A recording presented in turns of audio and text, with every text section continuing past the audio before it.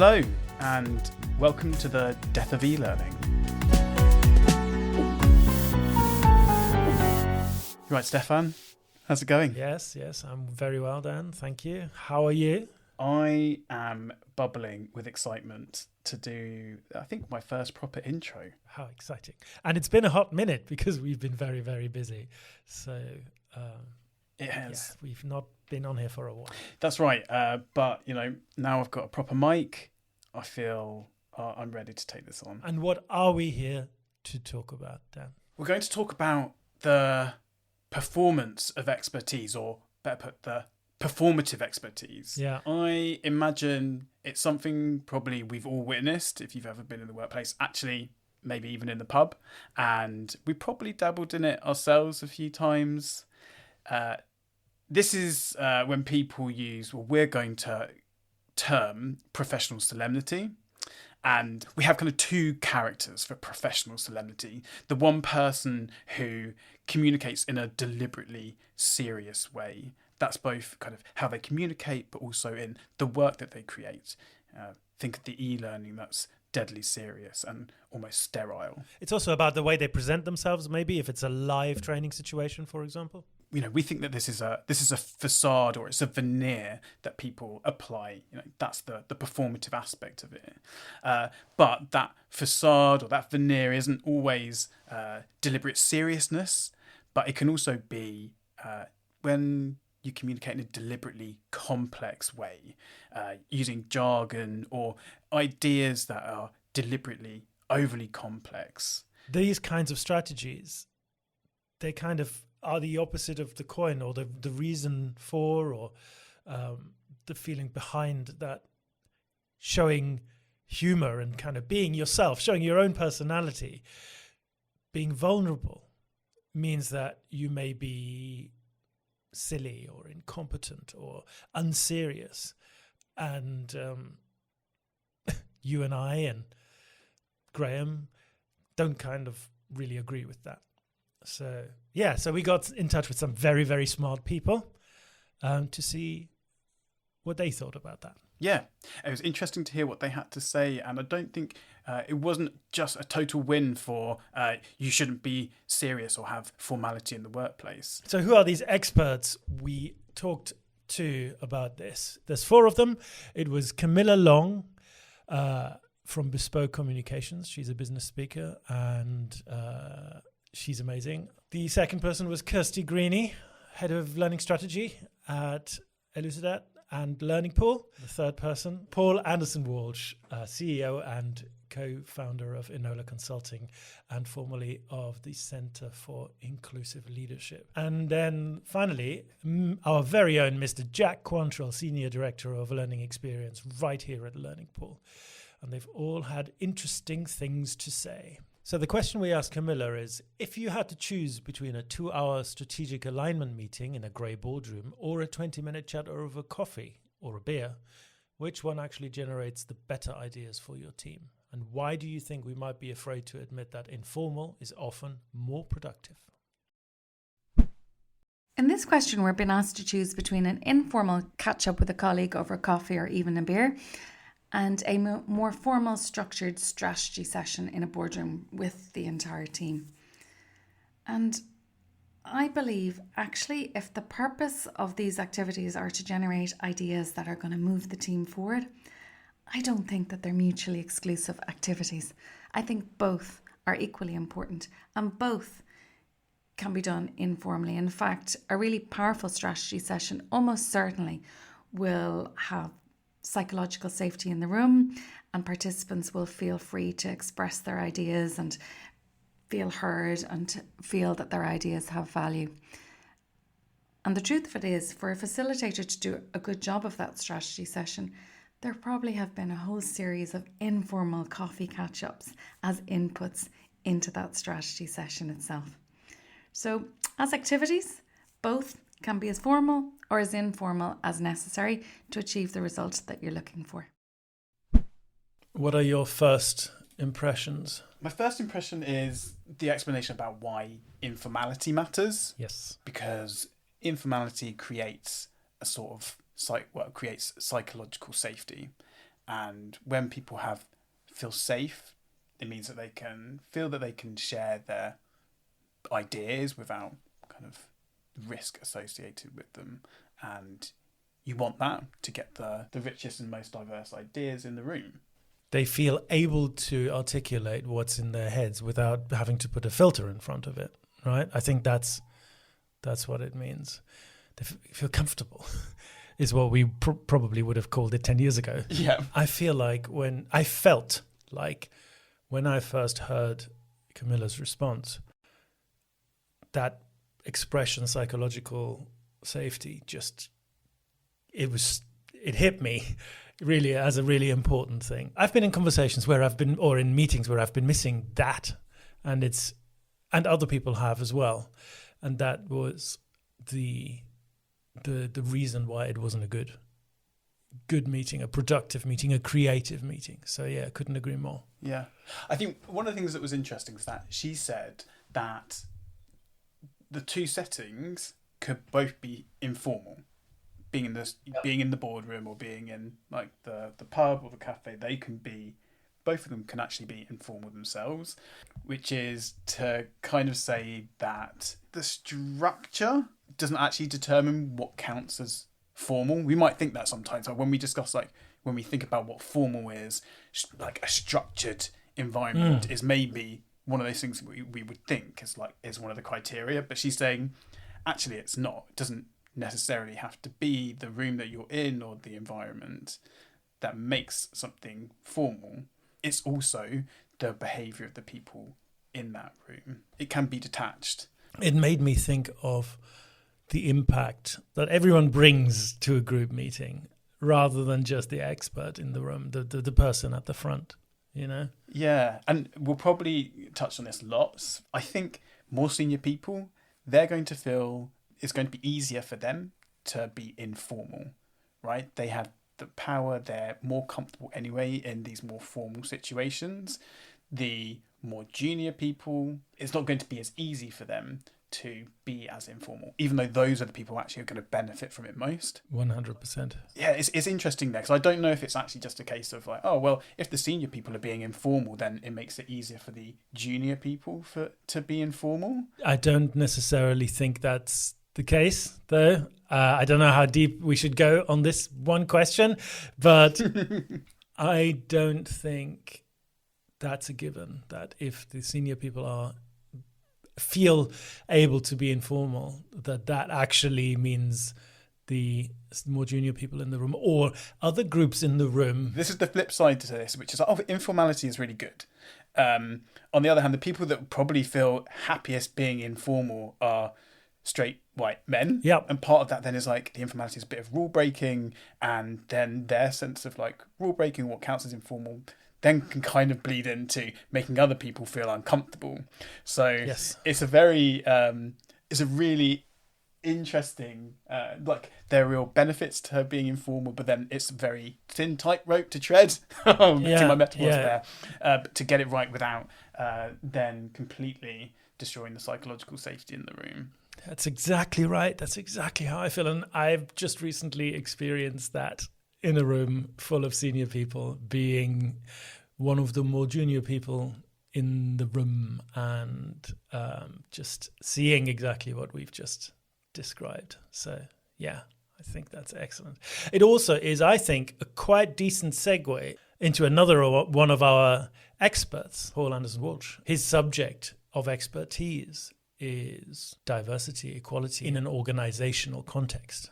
So the first question we asked Paul was the same question as Camilla, i.e. big meeting, either in a boardroom or in a coffee bar or over a beer, or more of an informal setting, which generates better ideas. Shall we listen to him? Let's listen to Paul Anderson-Walsh. Both potentially have value. It's not necessarily the issue of whether it's a boardroom and 2 hours or a cafe and 20 minutes. The issue is whether the environment is a thinking environment or not. A great boardroom can be generative. A cafe can be performative. The variable is not really the furniture, it's the degree of psychological safety. The premise of the question is a good one, but the real leadership question, I think, is not boardroom or beer. It's what's the most uninhibiting creative space we can create for this conversation, because the goal is not to hold a meeting, the goal is to generate insight. So for me, that's the real key, I guess. The physical space doesn't necessarily, although I think obviously it can have an influence on it, but it doesn't have to. He's saying boardroom or beer. Yes, nice. The boardroom it's almost like a metaphor for that vibe when you walk into a room and it's intimidating, and it's that feeling of there being an expectation and the attendee having to fulfill that expectation, which immediately, from my personal experience, narrows what I'm going to say. It narrows the bandwidth of my thinking. I think if I feel like there is an expectation on me and my performance that is not exactly aligned with what I'm totally comfortable with, and I'm sure that's the same for other people too. So maybe let's push back on this idea. Like they're saying, oh yeah, of course the space doesn't matter, but the space is imbued with expectation. 100%. Beer rather than boardroom. Obviously the expectations there are, we're kind of out of work here, so you can be more honest with me. Mm-hmm. And those cues are hard to ignore. I agree. I feel like there's a basic, a sort of base layer of mood that can be set by the environment. That the facilitator, the expert, and the rest of the group has to then do more work to overcome, and have more skill to overcome in terms of mood setting, presentational skills, etc. We have an office in Northern Ireland, and there is a big meeting room there that feels like a very welcoming and informal space to me. And I've been in a load of meetings with a load of very senior people and clients in there, and it's always felt comfortable and easy to go in and relaxing to go in there. 100% the room doing that. And then, do you remember we used to have an office in Nottingham where there was a boardroom? There was a small room with a huge oval table, and when you stepped in there, it was like, oh, okay.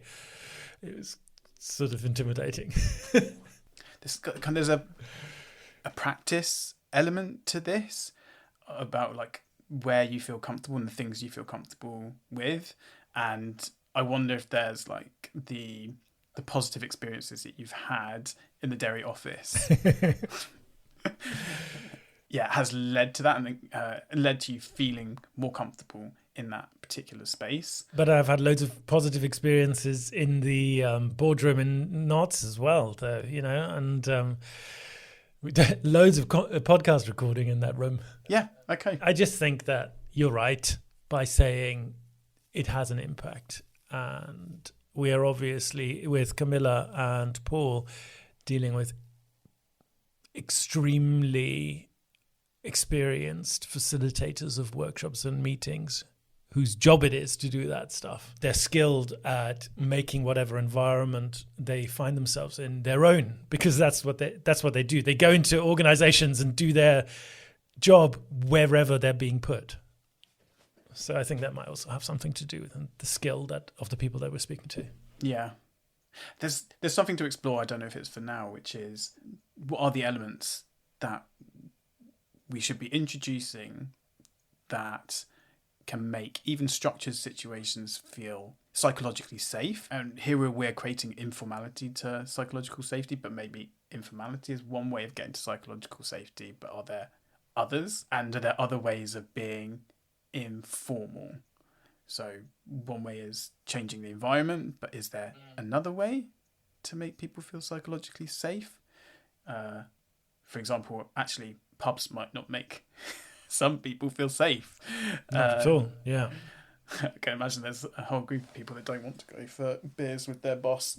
Yes, exactly. Do you remember when we talk about communication skills, and it also has an element of in change management, you always touch on the creation of psychological safety and good communication. And I feel like empathy and matching in style with your audience is hugely important. I feel like when you've done a certain amount of this kind of work, it almost becomes kind of second nature to you. There's the human element of empathy and perception and reacting to the situation, having the skills to be able to react to the room. The word informality doesn't really describe that properly, but it's connected to it.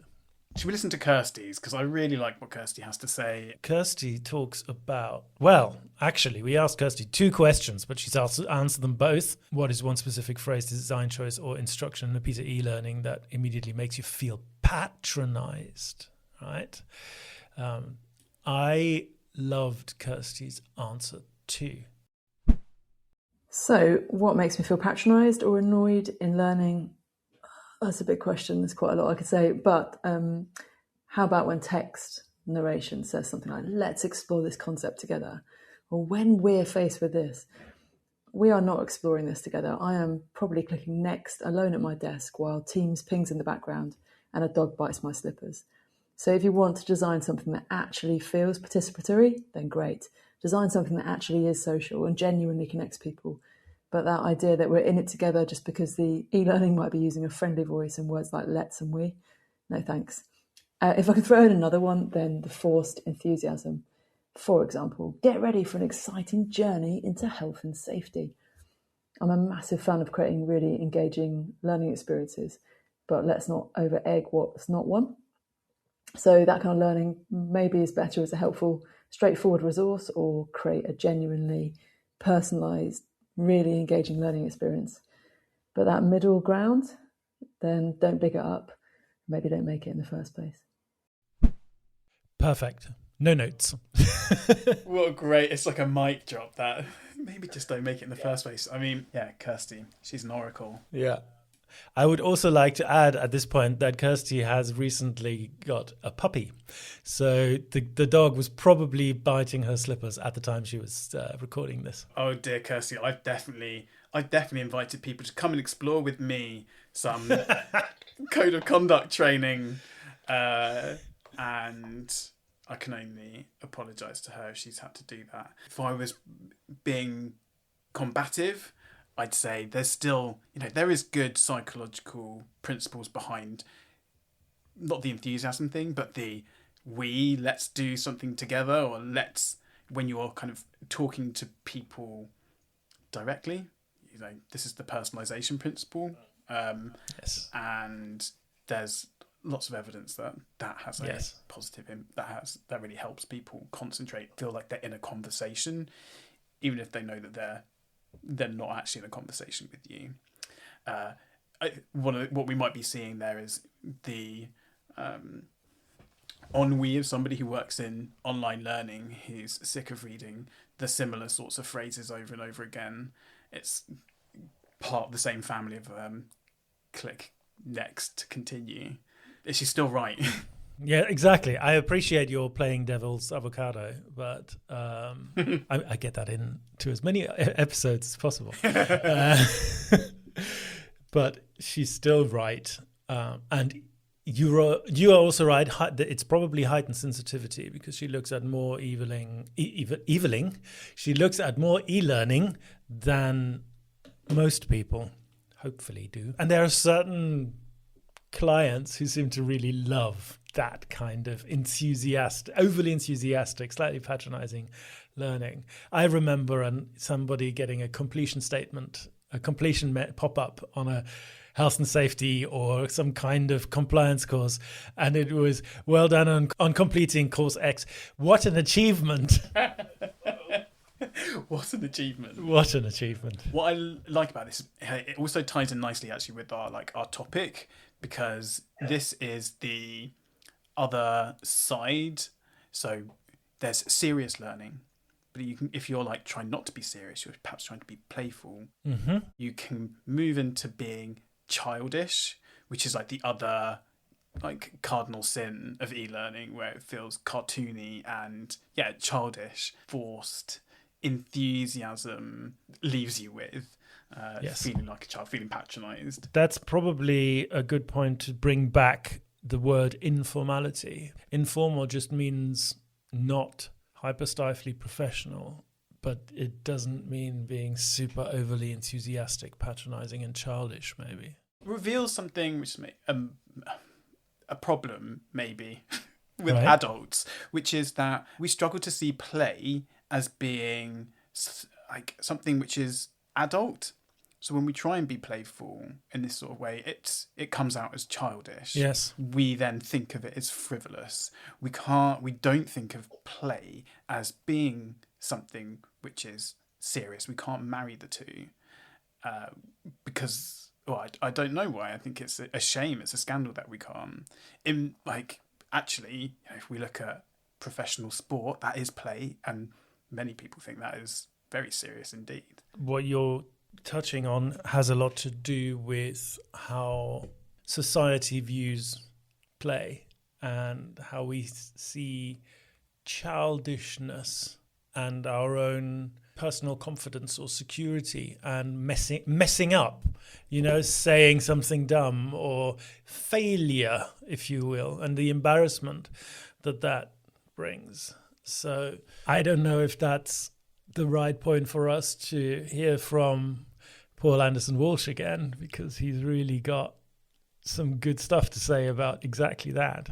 The other question we asked Paul was, think back to a time you met a subject matter expert or a consultant who really looked the part, wearing a suit, saying all the right things, maybe a bit jargony, severe expression, but the moment they started talking, you realized they were just using this kind of seriousness to hide the fact they didn't really have much of an idea of what they were doing. What was the tell, or what were the tells that gave them away? Let's listen to it. Let's do it. I love this question about the subject matter expert, and let me play with my cards face up on the table. The answer to the question is yes, absolutely. I've been seduced by that before. And I think part of the reason I get seduced by it is because for me at any rate, the look the part bit really matters. I'm certainly not immune to it. I'm certainly not immune to appearance bias. It's real. Accent bias, it's real. Confidence signals are real. And we are all, I think, influenced, often unconsciously, by the packaging. After all, there's an entire industry built around packaging for a reason. It works. We're kind of wired to infer competence from presentation. So the issue isn't what we notice. The issue is whether we stop there, because real discernment begins when you start to listen past the presentation and start paying attention to the content. And that's where the tells really appear. Press pause. I really appreciate his honesty there. 100%. It's so great, isn't it? Oh, yeah. Which is a bit of kind of informality at play, is it not? I'm going to put my cards on the table and tell you what I really think here. There's no filter. I'm not really having a filter with you. I'm not pretending to know more or be something other than what I am. I thought he's so right. Yes. And I kind of think about this for myself because I know the way that I sound, and I think that there are, this isn't a good thing, but I sometimes benefit from the accent that I have. Yes. Makes it maybe sound like what I'm saying is smarter than what it actually is. I'm not fishing here for you to say, no, what you said is really smart. You say it's always very smart. No, I was going to say, actually, I think, I agree. I think you're right. I think a lot of us Southerners do benefit from that. It's not just Southern, it's posh. Yeah, So true. Yeah, it's posh. That's right. There tends to not be any kind of ridicule or stigma attached to that, whereas there are other regional dialects and accents that come with preconceptions, shall we say it in a neutral way. I'm actually going to pull the foreigner card here because My German accent is a very strong dialect, as well you know. And I felt that. I've always been conscious of that. I've always been... I went to a good school in Germany, and Gymnasium. And when I speak with my friends from that school, the way I express myself, the way my accent completely changes to when I speak at home. So I'm aware of that. That's absolutely true. Yeah. But how did we get here? We're talking about the bias that we have with accents, and basically presentation matters as kind of it's a trick which is hard for people to get over. He's saying it's kind of subconsciously a lot of values are being ascribed to the way that somebody is presenting, of course, the way that they talk, and that means you're kind of doing a quick judgment to go, oh, I should probably pay attention because this person sounds put together. They sound like they know what they're talking about. So, all right, I'll pay attention more than actually pay attention. It's like, oh, probably what they're saying is smart. Yeah, is something I should value. I'm really interested in talking to you about the following, which is, and this may not be the right word, but maybe you understand what I mean. But I feel almost like status comes into it. You know, like you maybe order yourself in the status of this meeting, this environment in terms of knowledge and expertise, depending on your sort of first impression of the expert in the room. Do you see what I mean? Like, oh, I'm really junior compared to this person because they express themselves so in ways that that I struggle to follow, or they seem to know so much about these things because they talk with such complexity. Yeah, it's all like bleeds into class as well. 100%. It's all knowing how to perform in a certain way in these environments. Maybe like the code of formality is if you know that world and you're comfortable with it, then you can thrive in that. And so that performance of how you're talking, it can be then a way of kind of performing, oh, good for me, I've put myself up on the status, but then also that is then, oh, I'm performing in this way to put other people down. Exactly. This goes back to the very simple, very in my thinking, foundational realization about L&D in general, that is not about you, it's about them, and you're making it about you when you do that. Yeah, like being the sage on the stage. Precisely. We don't want the sage on the stage. I feel like this is the good point to press play again and hear some more about what Paul's got to say. Mm-hmm. So in our practice at Enola Consulting, we use the phrase subject matter expert, but that's only half the story for us. A consultant is two things at once, a thinking partner and a kind of insight bringer, I guess. We help you think and we bring thinking that you may not have got access to. But here's the discipline. If you can't explain your insight to a 5-year-old, it's not sophisticated, it's unprocessed. The job of a consultant is not to add complexity, it's to cut through it and provide clarity. So over the last 25 years in consultancy, I've noticed something in myself, and that's really the more settled I become with what I know, the less I feel the need to defend my position. But early in my career, you're so desperate to prove everything, prove you belong, prove you're smart, prove your model works. And sometimes you kind of over-make your case. You're not really convincing the client, you're trying to convince yourself. So let's talk about some of those tells then that show up, because there are some good ones, I think. I think sometimes what happens is you ask for an example and the explanation is really abstract instead of clear. Maybe sometimes you kind of press gently and the response becomes very defensive and you're just trying to clarify, but you obviously caught somebody on the hook and they themselves aren't really clear themselves. I think sometimes there's a tendency amongst these folks to maybe prescribe before they diagnose, to kind of use complexity as a sort of shield, if you like. And here's a kind of uncomfortable truth around that. I think complexity often protects the ego, but clarity is what serves the client. And there's a profound difference between complexity and mastery. Complexity is often kind of anxiety driven. Clarity is always mastery driven. Complexity says, don't question me. Clarity says, here's the essence, let's test it. And when you truly understood something, pressure simplifies. And that's exactly the point. So the real question for us as consultants, I guess, and as leaders really is, isn't did they look the part? Is did they leave me clearer than when I walked in? It's not. Yeah, I guess that's the thing. Sometimes I think to myself, it's not about being impressive. It's about being impressed. Could I explain to my team what they said to me?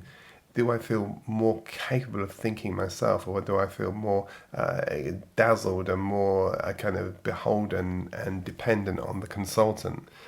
Because the impressive isn't particularly useful, to be perfectly honest with you. And the mark of good consulting is not how complicated it sounds. It's whether after 20 minutes someone says, that makes sense and I can see how to do that. That isn't theatre. That's good thinking. I have a confession to make. If my cards are indeed also to be laid out on the table, I've done that complexity waffle. When I wasn't sure about things, somebody asked me a question at the end of a presentation. And that's definitely something that I have done. And I've also done the other bit where I've really understood what they meant, what they needed, and I was able to clearly articulate it. So, yeah. Oh, yeah. I think I've got a royal flush of all those cards. I definitely responded with complexity and bristled to a simple, soft, probing question. 100%. Yes. He's got such a good line there, which is, be impressive, but be impressed. Yeah, not to be impressive, but to be impressed. That's exactly it. I also like he's a consultant's background or a leadership background, and talking about them being thinking partners. But it's a really nice way for us to think about ourselves as learning designers, as we're trying to shape how somebody is thinking about something. You're not thinking, I'm just going to put some information in your head. I want to get you thinking about this information or this content, because when you're thinking about it, that's how you're actually going to make it relevant to yourself. And if you're thinking about it, you're going to encode it into long-term memory. That's what you and I spend a lot of time talking about and trying to come up with better ways of doing. So, yeah, absolutely. It's not about, like you say, putting information in front of people.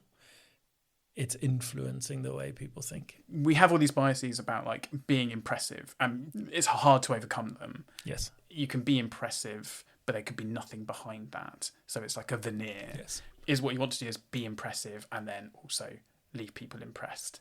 Have both of those things. That's probably close to the heart and the essence of why we wanted to make this episode, because the being impressive is only good for someone who then comes away feeling smug, and everybody else is just as confused as they were before. And that's not the point. So this is Jack. The question we asked Jack was, what is the most unprofessional or playful thing you've ever done in a learning project? Something that would make a traditional HR director wince, that actually delivered incredible results. Let's hear from Jack. One project that comes to mind is a video-led piece I did in my time at Boots. Other meal deal providers are available. We'd set aside a day to workshop the content and got hung up on this idea of how we make something feel properly real and relatable. And we started talking about video. And we must have spent another hour then talking about the practicalities and just getting bogged down in all of that. Then on a whim, we just thought, screw it. Let's just film something and see if it's any good. So we took ourselves to a local store. We improvised some scenarios with the staff that were in that store, all filmed on an iPhone. It was all a bit guerrilla, if that term can ever really be applied to e-learning. But the footage was great. It had a real energy about it, and it ended up being the centerpiece of the experience rather than just a demo. And that decision, the process of just getting everybody off site and just making something up on the day, seemed to enthuse everyone. And the ideas that came from the SME and the group that were on site in that moment were so much stronger than anything we would have come up with if we just sat around a meeting room table, probably whilst slyly checking our emails at the same time. The supposed unprofessionality or playfulness of that, it had an amazing result because it was spur of the moment creativity rather than over-conceptualized, over-conceived, overproduced. I'm such a big proponent in any kind of learning intervention to do that, to have a go rather than to try and make it perfect. I think it often helps. It often yields a much better result. Yeah, that's a very good point. It's kind of tapping into something with the people there, which is they're really in the moment, they're really engaged, and they're thinking in a way that perhaps they couldn't in that very formal structure. There's something here about authenticity. Learners, people, they've got really good bullshit detectors, haven't they? And they switch off when they're like, this feels like this is very corporate, or this feels like it doesn't feel like a human's written it. And when so this is one of the advantages of escaping the formal, is that it feels authentic, it feels like it's real, and therefore for me as the learner or the person, it's worth my attention. If we're talking about the context of e-learning creation, videos, performance, the perceived professionalism, going on to your point of learners having a bullshit detector, that's what my story is about, because I think that professionalism can make it worse, can make things go from useful learning to ridiculous. I was doing a blended learning program where it was a lot of in-person training. Many years ago, I was the trainer.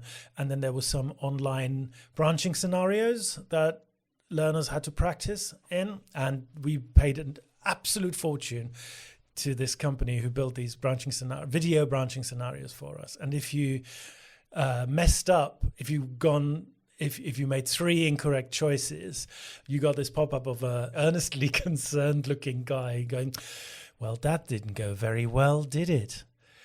And this resulted in our trainees wanting to get this guy to come up as much as possible, because it was the silliness of it all. It was so ridiculous. And if that just had been a pop-up saying whoops, or someone just saying try again, that would have been far more useful as a learning tool, as an interaction tool. Well, that didn't go very well, did it? We can use that as the sign-off for this podcast episode. Poor man, I hope he's not listening. Yeah, I thought they were all really insightful guests, generous with their thoughts. What I was pleasantly surprised by was where we ended up here, which was, I think in general, there was support for the argument that being overly complex, being overly serious as a way of presenting expertise is not always a good thing.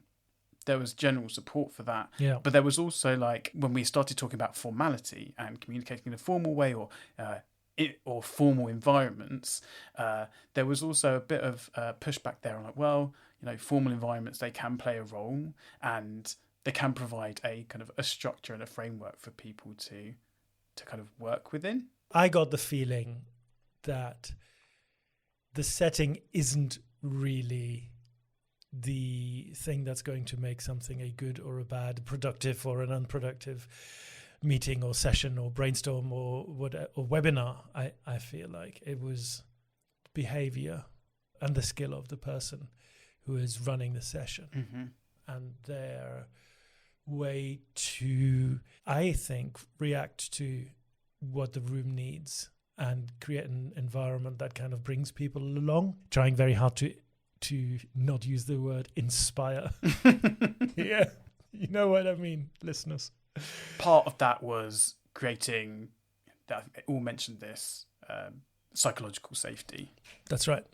And there are different ways of doing that. Paul Anderson, Walsh, he used the term, didn't he? You want to leave people impressed. It's not that you want to be impressive. And that's like, that for me that's kind of really resonated. That's something I'll take away from this. It's such a nice, precise way of putting it. And you don't want people to feel intimidated. You want them intrigued. Let's think about that, not just from like a way that person feels at that moment, but also from if you're designing a learning experience, right? You do want people to be impressed. Like, you want to leave an impression on them, which is the learning content. If you're intimidating them, that is kind of creating a barrier between them and the content, what you want them to take away. It's almost like a rejection. It's a feeling of, oh, I don't want to think about that. It's negative, isn't it? Yeah, well, it's what's going on with that person at that time. They're managing the feeling of intimidation, not the hard thinking that's required for you to learn something. I remember many years ago when I was attending a lot of live training sessions, how there's always an imbalance. There's like a power dynamic of the facilitator, let's call them, and the audience. I believe that the audience are far more aware of that power dynamic than most facilitators are.